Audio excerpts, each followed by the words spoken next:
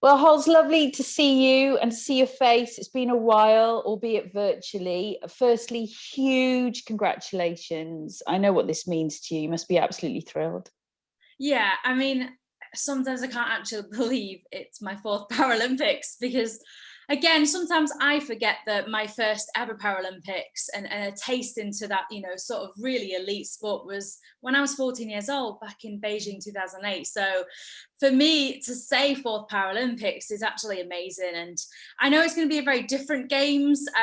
Every games is always different, but this is going to be a very strange, obviously not having family and friends there and potential supporters. Well, it'll be very different, but I think that hopefully I'll have that mature head and I can take all of the stuff that I've learned in the previous Paralympics and just to hopefully go there, try and enjoy what I can and get the job done.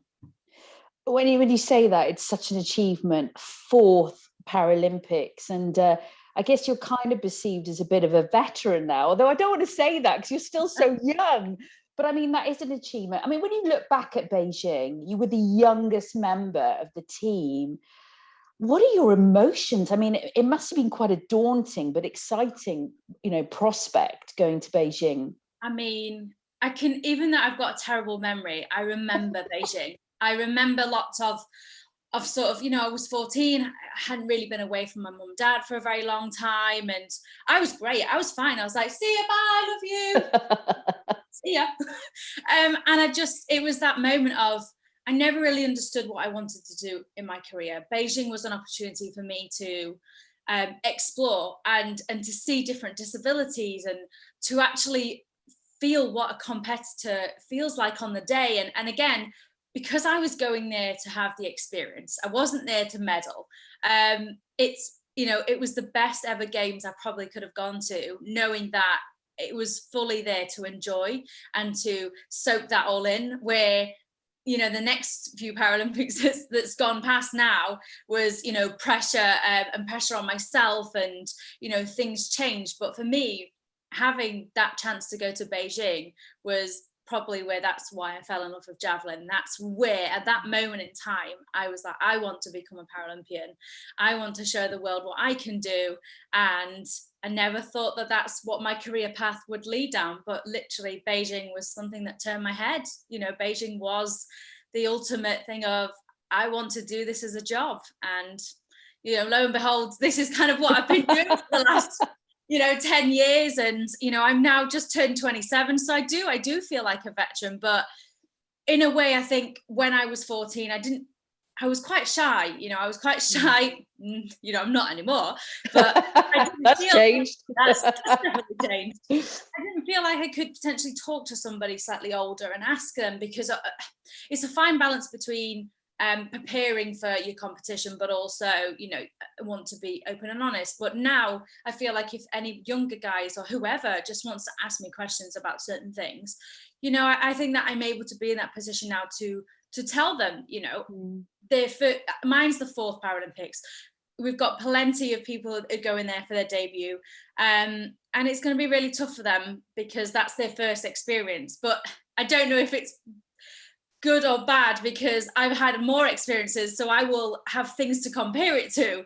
But Yeah. I hope that we can try and create that really lovely, positive and team atmosphere, because I think we need that. We don't have our friends and family there, which is heartbreaking for everybody and everybody's family who's always there to support.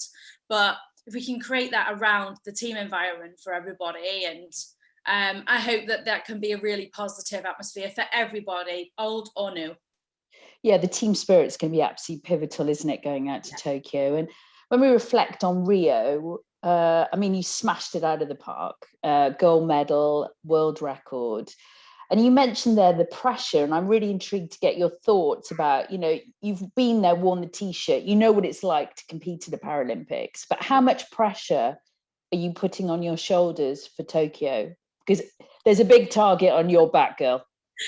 That's fine. I'm welcome any target. A lot of pressure, and I think because I've been doing this for such a long time, and the more and more you become, in the limelight of the Paralympic gold medalist, the world champion, the Europeans, the Commonwealths. For me, it was I knew always, regardless of where you are, who you are, when you go into the next Paralympics or any competition, it's a clean slate. It doesn't matter where you are in the rankings right now. It doesn't matter if, you know, you're going in Paralympic champion or not. On that day of that competition, anything can change. And that's how I've always gone out there to battle. You know, that medal is there for taking for anybody, and you have to fight and fight and fight to get where you need to get. And that's exactly what I'm going to go out there and do with Tokyo. I'm never going to go down without a fight. That's not in my nature, but I have got a lot of pressure on myself, and I will have a lot of pressure from the team because I am Paralympic champion going in to defend that title. But I think with all the year that we've had, and, you know, the upsets and the heartbreak and the anxiety and the mental health, I think it's really, really important for me to go, this is your 4th Paralympics, Hol. Yes, it didn't go ahead last year. You have this opportunity now to go out there and show the world what you can do. I have no idea how it's going to go. We never know on the day. You could have amazing training prep. You could have the terrible training prep. And whatever happens on that day, that I know that sometimes, regardless of all the pressure that I feel on myself and potentially have on myself to try and win that gold medal, is I've got to enjoy competing. I've got to enjoy and love that moment and soak that in, because that's what I do. The reason why I train day in and day out and sacrifice myself, my life, my family's life, and, you know, all that we've done together, it all comes down to that 6 throws. And if you can't enjoy yourself while you're in that moment and focus and concentration, then why do it? So I really learned a lot from last year to take on to Tokyo. But yeah, I'm going to go out there and hopefully do my absolute best, and I certainly won't give up without fight. It's brilliant to hear what you say, because it's been such a tough 18 months globally, and we've all had our own personal challenges about that. But for you to then kind of have that kind of sports psychology and the mental aptitude of turning a negative into a positive, that's amazing to hear. I'd love to get your kind of vibe now as we get ever closer to Tokyo, how you feel your training is going, because it fascinates me about elite sport. It's all about timing. You know, you said it's those 6 throws, but it's getting to that point and getting you absolutely on the money for that moment. Yeah. And you know what, some things go wrong in life, like the competition of British champs.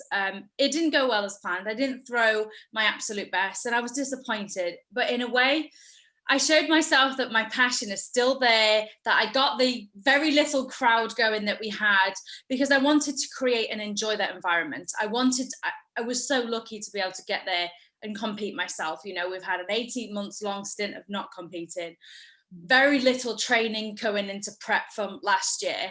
And I think that it is all about timing. So for me, is stripping back that, yes, I'm quite gutted that I didn't throw, you know, as well as I knew I could on the day, but I took the amazing positives, and that was, this is a process. This is the 3rd time I've competed in 18 months.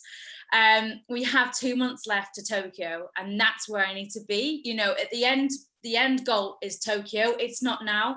I don't want to be throwing crazy amazing now, because it's all about our process and the training we do. And, you know, we haven't really tapered for these competitions because, you know, at the end of the day, Tokyo is the goal. So I can't be taking quite a lot of time out to keep tapering for these competitions, because that's training days lost.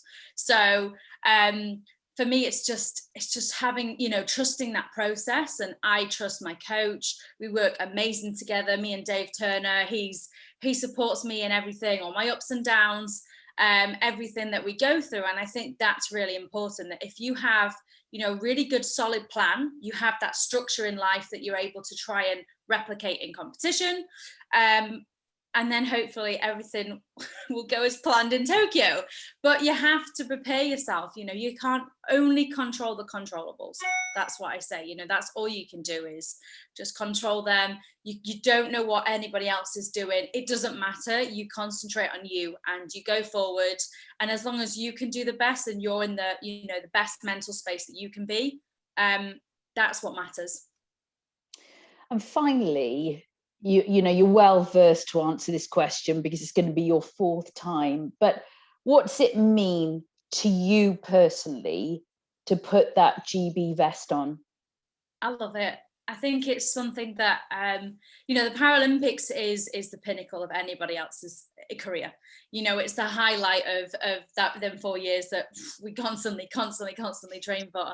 And because it didn't happen last year, you know, it really affected me, and I know it affected a lot of other athletes mentally. So by me taking a step back from athletics last year to mentally prepare myself for this year was the best thing I ever did. And I feel like it's even, like, I'm even more hungrier to be able to get that GB vest on, to go out there and throw that javelin in front of the TV crowd, shall I say.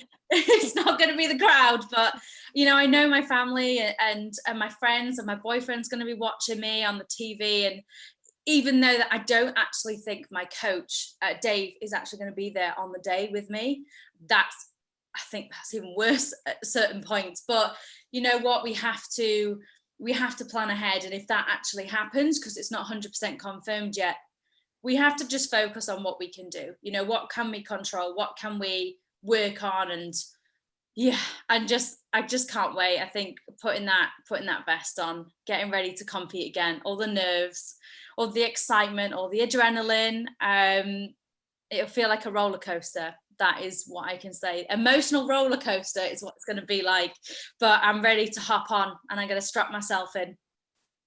Well, everyone in Wales is going to be cheering you on. It's not just the fam and the boys, okay? We're all going to be cheering you on and wishing you all the best, and hope once again, no pressure, you're going to be the golden girl. So Hols, thank you so much for talking to us today.